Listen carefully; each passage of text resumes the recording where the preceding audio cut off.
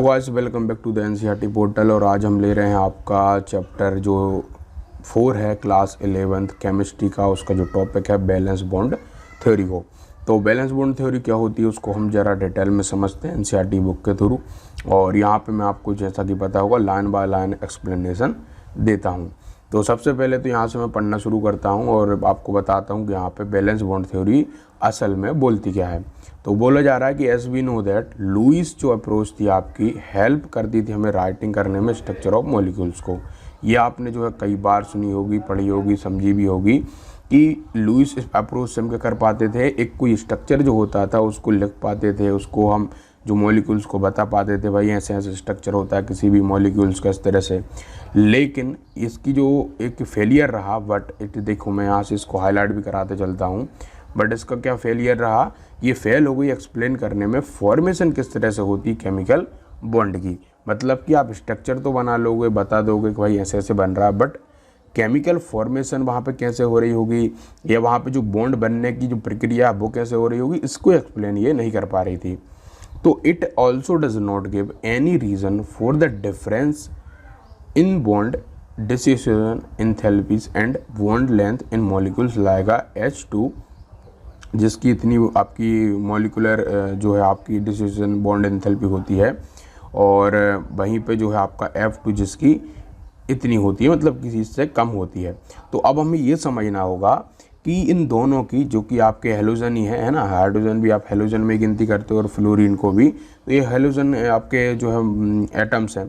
तो इनका जब आपका क्या बन रहा है, मॉलिक्यूल्स बना रहे हैं, ये H2 बना रहा है, F2 बना रहा है, तो एक को जो है हम कम एनर्जी दे रहे हैं इनकी बॉन्ड तोड़ने के लिए, या फिर और H2 को जो हम थोड़ी ज़्यादा दे रहे हैं इसके बॉन्ड को तोड़ने के लिए, डिसोसिएशन करने के लिए। तो अब हमें समझना ये पड़ेगा तो ऐसा ये हो क्यों रहा है। तो ये बात जो है लुईस अप्रोच हमें नहीं बता पा रही थी भाई। अब जो कौन बताएगी है, तो ये हमें बैलेंस बॉन्ड थ्योरी बताएगी। हमने बहुत सारी थ्योरियाँ पढ़ चुके हैं ना, BSEPR थ्योरी पढ़ी है और ऐसे ही मैंने आपको बहुत सारी चीज़ें बताई है और आगे भी आपको जो है कई सारी थ्योरियाँ आएंगी। अब एक छोटी सी बात मैं कर लेता हूँ बच्चों यहाँ पे आपके लिए, कि जो थ्योरीज होती हैं वो क्या रहती हैं कि कोई भी एक साइंटिस्ट जो रहता है वो क्या करता है, जब इन चीज़ों को देखता है, ऑब्जर्व करता है, तो अपनी एक थ्योरी बना देता है। और उस थ्योरी को जो है हम क्या करते हैं, एक समझने का प्रयास करते हैं कि ये हमें हमारे जो आंसर्स हैं उनका ये आंसर, जो क्वेश्चंस हैं उनका आंसर ये दे रही है या नहीं दे रही है। तो इसी तरीके से अलग अलग थ्योरीज आती जाएंगी और वो सब जो हमारे कुछ कुछ आंसर देते जाएंगी। तो ऐसे ही अब बैलेंस बॉन्ड थ्योरी आया है, फिर आगे जो है आपका मॉलिकुलर ऑर्बिटल थ्योरी आएंगी और ऐसे करके थ्योरी आती जाएंगी। इनका जो है ना, आप ये मत समझिएगा कि बैलेंस बॉन्ड थ्योरी आई तो फिर ये आगे थ्योरी की क्या ज़रूरत थी, या पिछली आई तो फिर इसकी क्या ज़रूरत थी। देखो ज़रूरत इसीलिए है, मैंने जैसा आपसे कहा है कि कुछ कुछ आंसर देगी और इसके भी कुछ फेलियर हो जाएंगे। बैलेंस बॉन्ड थ्योरी अभी हम पढ़ेंगे आगे, ये कुछ आंसर हमें दे पाएगी और फिर आगे चल के ये भी हमें और चीज़ें बताने में फेल हो जाएंगी, फिर हमें कोई दूसरी थ्योरी की ज़रूरत पड़ेगी। उस तरीके से ये हमारी इसमें इस चैप्टर में थ्योरीज आपको पढ़नी है। तो अब मैं आपको समझाता हूँ कि यहाँ पे इन्होंने क्या कहा है कि जो बॉन्ड डिसिशन जो एंथैल्पीज है इन दोनों कंपाउंड्स की, जो कि H2 है और F2 है, इन दोनों को आप देखोगे तो कम ज़्यादा है, एक की ज़्यादा एक की कम है। तो ऐसा क्यों हो रहा होगा भाई, इसका आंसर हमें चाहिए होगा। Although in both the cases a single covalent bond ही बन रहा है, मतलब कि H2 में भी सिंगल कोवलेंट बॉन्ड है और आपका F2 में भी सिंगल बॉन्ड ही है आपका, है ना। और वो किस कारण से बन रहा है, तो sharing of an electron pair से बन रहा है भाई साहब बिटवीन द रिस्पेक्टिव एटम से। It also gives no idea about, ये जो लुईस स्ट्रक्चर था हमारा, लुईस की जो थ्योरी थी वो हमें और किसके बारे में आइडिया नहीं दे रहा था, तो ये नहीं दे रहा था कि शेप जो होते हैं आपके पॉली एटॉमिक मॉलिक्यूल्स के, उनके बारे में। तो मैंने आपको पिछले लेक्चरों में बताया था कि किस तरह से टेट्राहेड्रल जो आपकी ज्योमेट्री ना हो के भाई साहब आपकी ट्रायंगुलर बाई पिरामिडल हो रही थी, या कहीं पे जो है कुछ और हो रही थी। तो ये सब चीज़ें क्यों हो रही थी पॉली एटॉमिक मॉलिक्यूल्स में, वो हमें लुईस स्ट्रक्चर नहीं बता पा रहा था।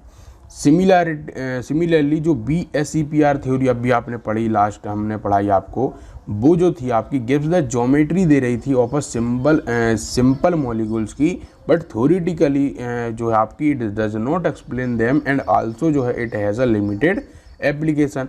तो इसमें भी क्या रहा, जो BSEPR थ्योरी आई थी उसमें भी भाई साहब हमें बहुत सारी चीज़ें देखने को मिली, बट कुछ कुछ कमियाँ भी देखने को मिली, है ना।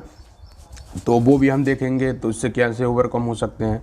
टू ओवरकम दीज लिमिटेशंस, जो लुईस स्ट्रक्चर की थी, बीएससी वायर थ्योरी की थी, उन लिमिटेशंस को ओवरकम करने के लिए, ओवरकम का मतलब होता है कि इन सभी को जो है परे जाने के लिए, मतलब कि इनको हल करने के लिए हमें दो इम्पोर्टेंट थ्योरीज जो है बेस्ड ऑन द क्वांटम जो है मैकेनिकल प्रिंसिपल पे हमें पढ़नी है, जो कि इंट्रोड्यूस हो रही है। दीज आर बैलेंस बॉन्ड जो है थ्योरी, एंड नेक्स्ट आपको पढ़नी है मॉलिकुलर ऑर्बिटल थ्योरी। अब ये बैलेंस बॉन्ड थ्योरी और मॉलिकुलर जो है ऑर्बिटल थ्योरी क्या होती है, देखो मॉलिकुलर ऑर्बिटल थ्योरी की बात हम आज नहीं करेंगे, मतलब किस लेक्चर में नहीं करेंगे, अगले लेक्चर जो आएंगे उनमें करेंगे। अभी हम समझते हैं बैलेंस बॉन्ड थ्योरी जो है ओवरऑल है क्या। तो अब ये जो है भाई साहब, ये क्वांटम मैकेनिकल प्रिंसिपल पे बेस है। क्वांटम मैकेनिकल जो प्रिंसिपल क्या था उसके बारे में हम समझ लेते हैं, पूरा समझेंगे, बिल्कुल चिंता नहीं करनी है।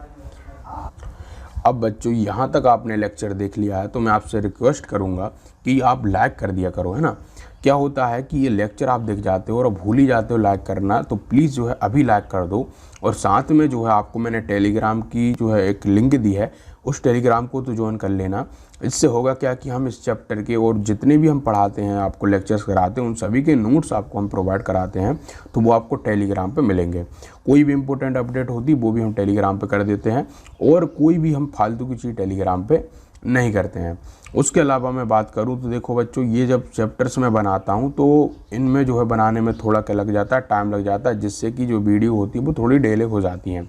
तो इसलिए मैं आपसे माफ़ी चाहता हूँ, और मैं जल्द से जल्द प्रयास करता हूँ आपको ये सब लेक्चर दे पाऊँ। तो चलिए हम जो है आगे लेक्चर में बढ़ते हैं और समझते हैं बैलेंस बॉन्ड थ्योरी को।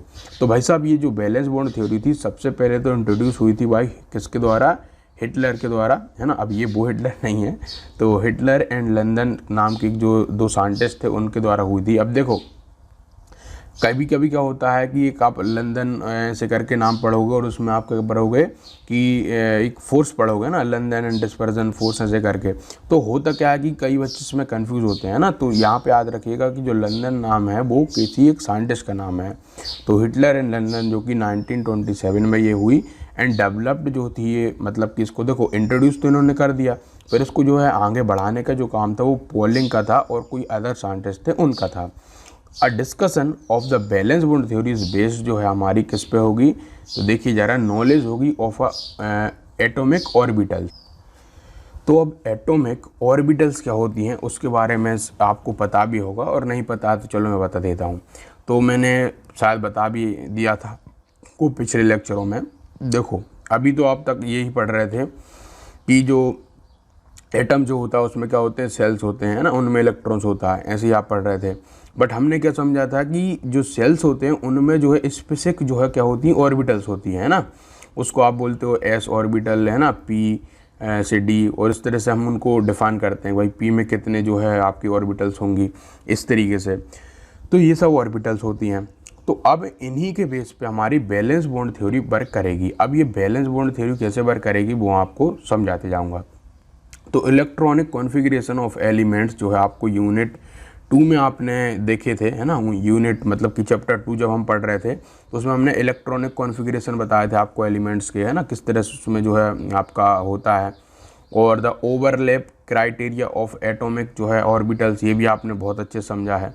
हाइब्रिडाइजेशन भी आपको मैंने बताया है। तो द हाइब्रिडाइजेशन ऑफ जो है atomic orbitals and the principle of जो है आपके वेरिएशन एंड सुपर पोजीशन, ये भी हम आपको बता चुके हैं ये किस तरह से सब वर्क करते हैं। तो इन्हीं सभी क्राइटेरिया जो हैं, इन्हीं सभी का यूज़ होगा बैलेंस बॉन्ड थ्योरी में। अब वो कैसे होता है उसको हम समझते हैं। तो ए रिगोरस जो है आपका treatment of the valence bond theory in terms of this aspect is beyond the scope of this book. अब समझो इस चीज़ को, इतनी सारी जो चीज़ें हैं, अभी हमने नाम लिया ये चीज़ें, अब इस बुक में तो आपको पढ़ा नहीं देंगे ये सब चीज़ें, है ना, समझ रहे हो बात को। तो ये बोल रहे हैं कि हम इतनी सब चीज़ें जो है इस बुक में तो नहीं पढ़ेंगे, अब कभी कॉलेज में या कहीं जो आप जाओगे हायर क्लासेस में उसमें आप पढ़ना, लेकिन इतनी सारी चीज़ें तो हम अभी इस सिलेबस के हिसाब से नहीं पढ़ने वाले इस बुक में।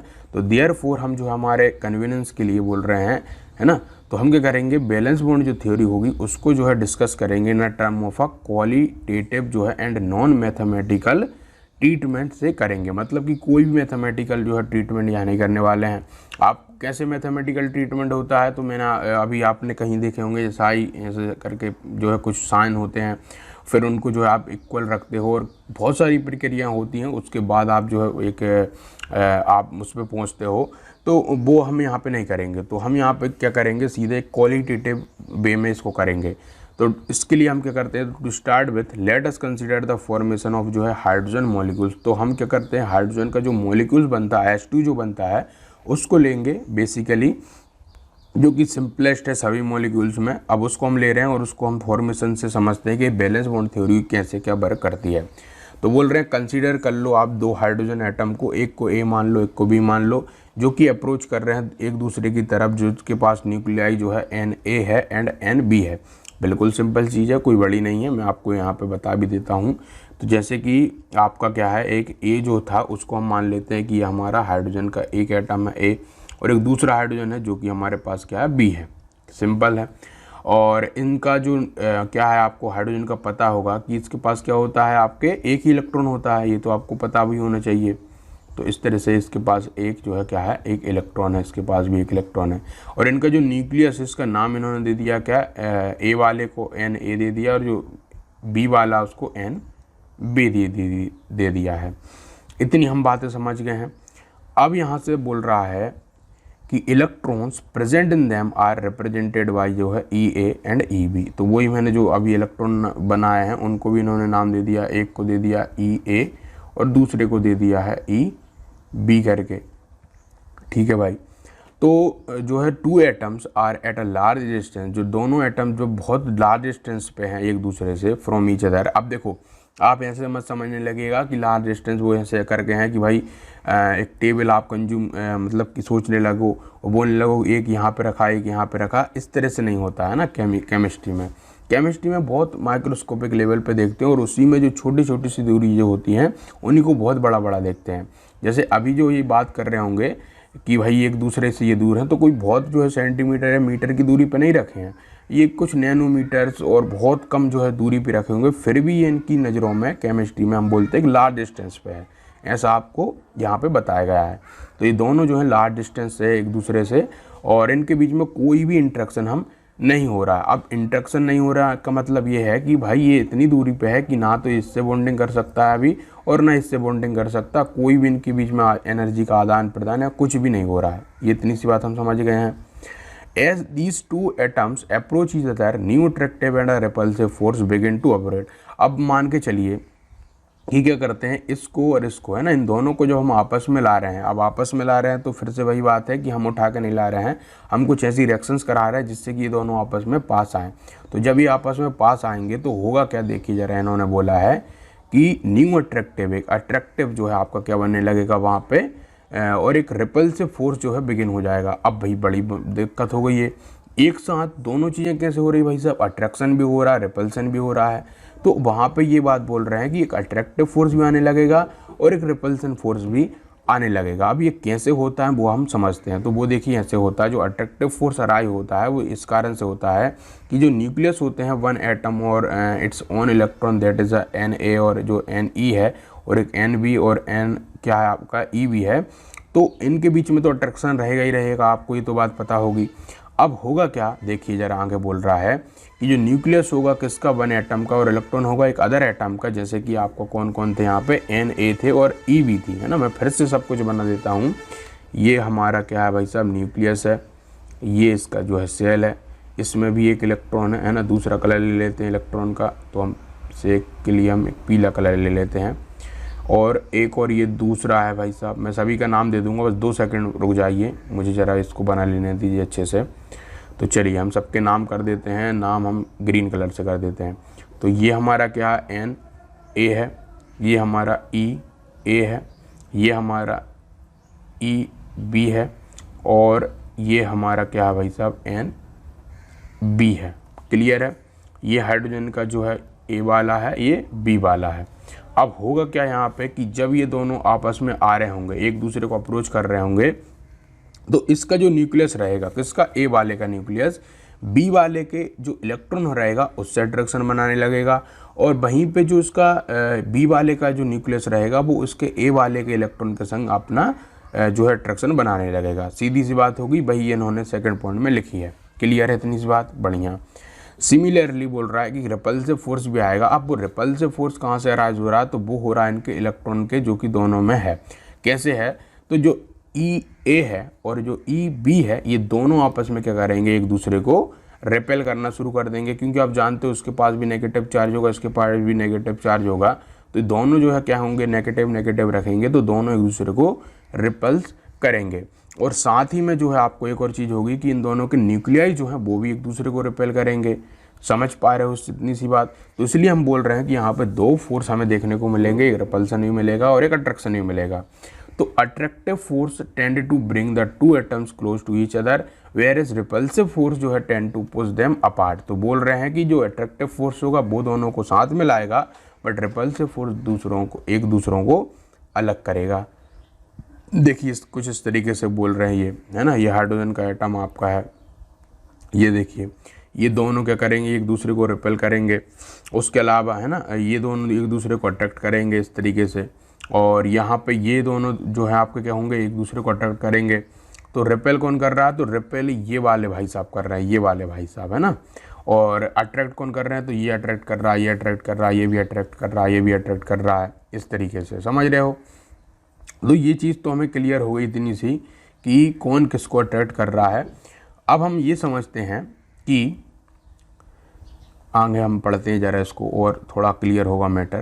तो यहाँ से है आपका, ये देखिए ज़रा। तो बोला ये जा रहा है कि एक्सपेरिमेंटली, है ना, कि it has been found that जो मैग्नीट्यूड है of new attractive force is more than the new repulsive force. तो जो रिपल्सिव फोर्स जो लग रहा है वो अट्रैक्टिव फोर्स जो हो रहेगा उसका, मतलब जो अट्रैक्टिव फोर्स रहेगा वो ज़्यादा रहेगा किससे? आपके रिपल्सिव फोर्स से। मतलब कि न्यूट्रॉन जो आपके न्यूक्लियस के बीच का रिपल्सन, इलेक्ट्रॉन के बीच का रिपल्सन, उससे कई गुना रहेगा अट्रैक्शन का फोर्स। इतनी सी बात याद कर लो बस आप, है ना। ये वाली अपने बुक में भी इस तरह से हाईलाइट करते चलिएगा, जैसे जैसे मैं कराता हूँ वैसे वैसे आप भी करिएगा, है ना। तो ऐसा रिजल्ट, इससे क्या होगा कि दो एटम्स अप्रोच करेंगे each other and potential energy उसकी डिक्रीज होगी भाई साहब। बिल्कुल सही बात है। अल्टीमेटली स्टेज जहाँ पे आएगी, जहाँ पे ये क्या होंगे? जो नेट फोर्स होगा ऑफ अट्रैक्शन का वो बैलेंस हो जाएगा।